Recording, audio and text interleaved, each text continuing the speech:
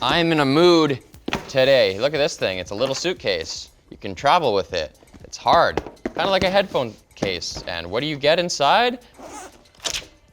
A keyboard. Not just any keyboard. A compact gaming keyboard that splits in half. It's an ergonomic gaming keyboard. Get used to it. This is the world we live in now. You also get Dygma stickers. I'm gonna probably stick this to the back of Jake's chair later. A combined keycap puller and key switch puller. Oh, and it's branded too, that's cool. Little jelly logo in there. More about this thing later. Wrist pads, they look like they're adhesive. The website says these are removable and washable.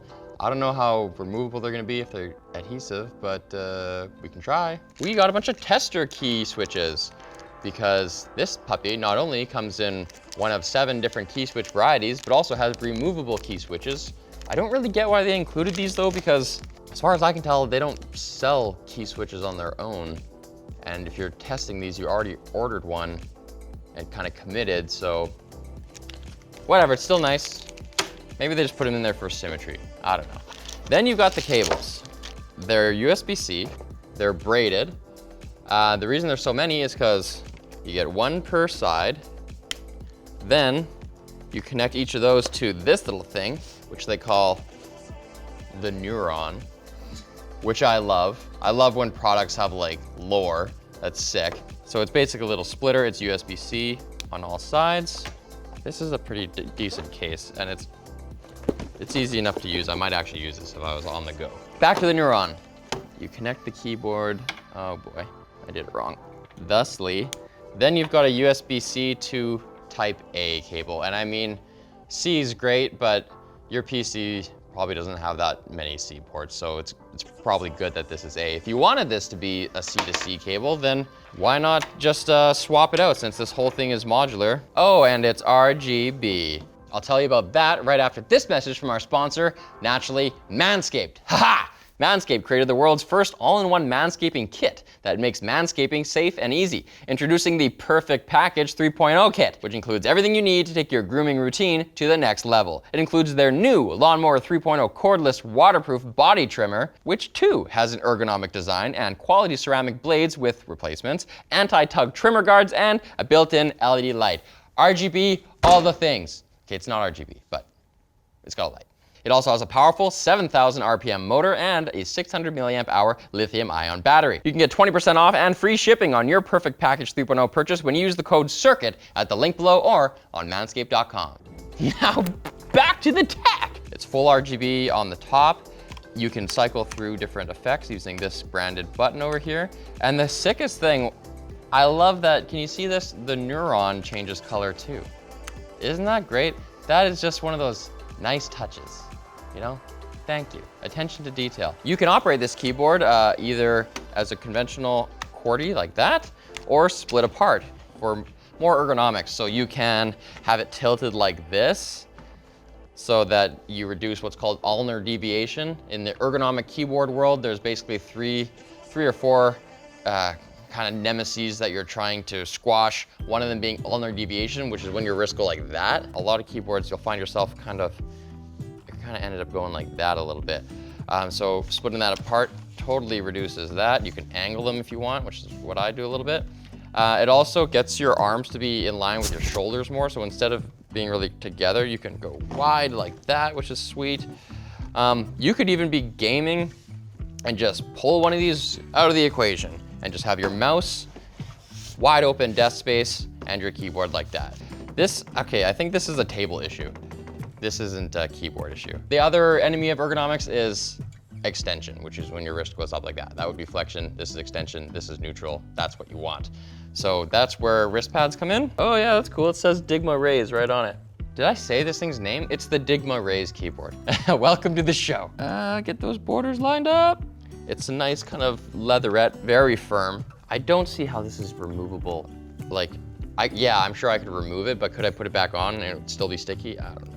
This keyboard's also available in silver or white. So as far as extension goes, this is a really low profile keyboard. It's not very tall on the side. So especially with the wrist pads on, my wrist is pretty much totally neutral. So that's nice. The third enemy of ergonomics is pronation, and this keyboard doesn't really address that at all. So what pronation is, this is supination, this is pronation. When you pronate your hand like this, you've got two bones in your arm, the radius and the ulna. When you pronate, they actually crisscross each other, they scissor each other. When they do that, they pinch tissue in your forearm, and that can kind of make blood not go into it as easily. So you can get, allegedly, some kind of RSIs from pronation. I find that now that I do use a keyboard solution where I'm not pronated, when I go back, I actually feel it pretty soon. Pretty quickly. So what other keyboards of this design do is they'll have like a tenting kit, some kind of legs on them, either built in or screwed on, where you can adjust the height this way. This doesn't have anything integrated into it, and as far as I can tell, there's nothing sold separately, so you are left with flat. That is kind of the spirit of this thing. It's not a full-on ergonomic keyboard. It is a gaming keyboard with ergonomic features built into it.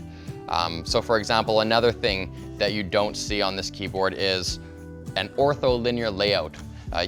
Instead, you have the regular layout for the keys that are staggered. This just looks like a regular keyboard, right? On lots of ergonomic boards, these rows of keys would be completely vertical.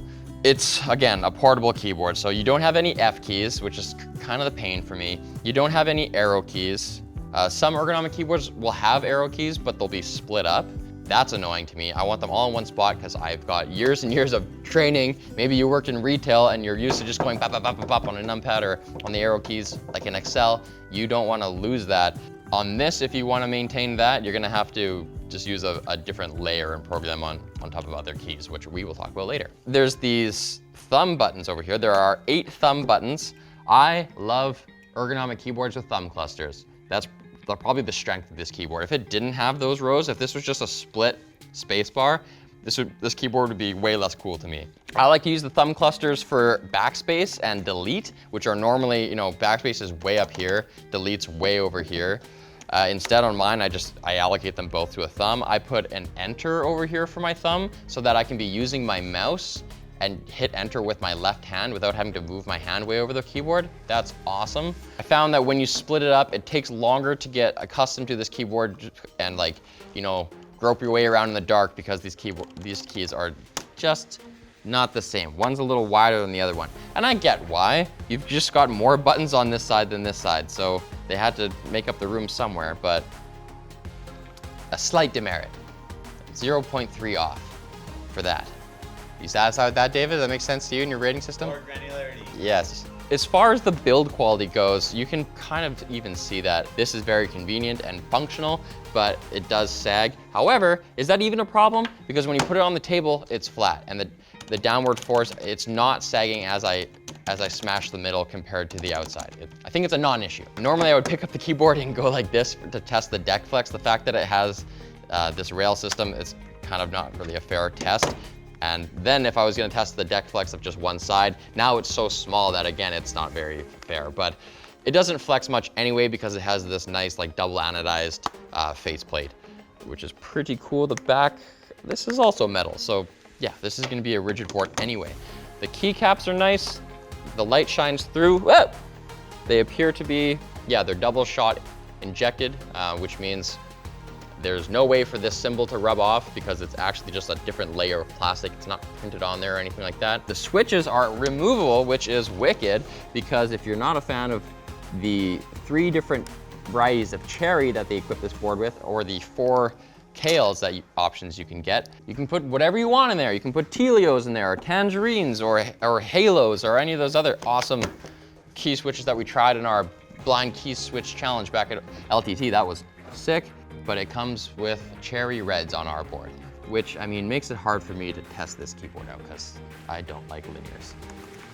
Keycap stability, when I look, it doesn't feel too bad, but when I look at it, some of these ones, especially these non-standard keys for which they probably had to build proprietary jigs, they look a little off kilter, some of them, like it's not perfectly symmetrical. Now let's talk about software. This is a big deal for ergonomic keyboards. Usually when I get a new keyboard like this, I spend the first 2 days trying to figure out how I want it configured.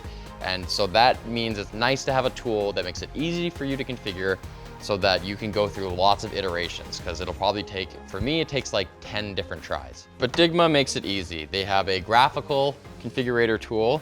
You can go key config. It shows you all the different options and they're all organized in a logical manner.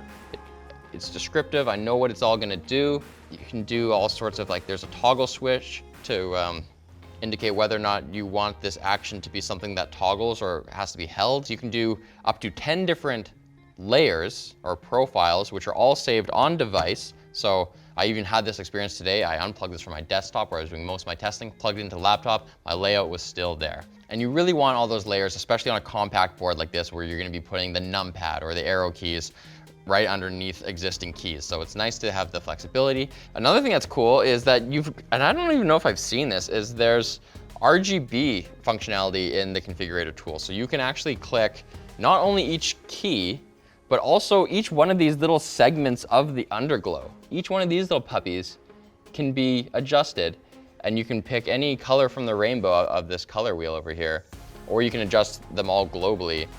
And then when I cycle through my lights, I have a new profile on here, which I made, that you can see where I did this half and half. I got orange over here and purple over here.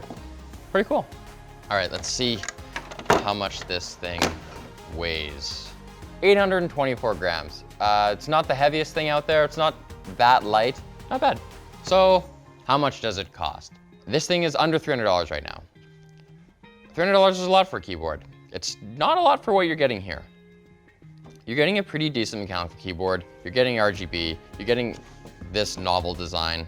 You're getting a lot of flexibility with this board in terms of form factor, in terms of configuration. If you're the target customer of this board, a gamer who moves desks at least once in a while and wants ergonomic stuff, especially if you get shoulder pain, then this might be the board you've been waiting for.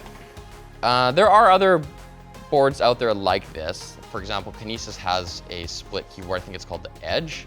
I don't think that one has thumb clusters to this extent, and it's definitely not as cool, and the fit and finish isn't as good. Their boards are just a little more indie feeling, even though they're a big company. This feels like a Corsair board, you know? Pretty much there. So I do recommend this board. I think it's pretty cool. I wouldn't use it because I want the F keys and I use Excel. I like to use the arrow keys. But if I wanted a compact gaming board that I could take to esports tournaments, I would get this board. It's pretty sweet. And it has a Neuron. If you like this video, hit subscribe. And check out our other keyboard videos, like the one I did with that candy bar keyboard, that really heavy pink keyboard. So cool. Who doesn't want it?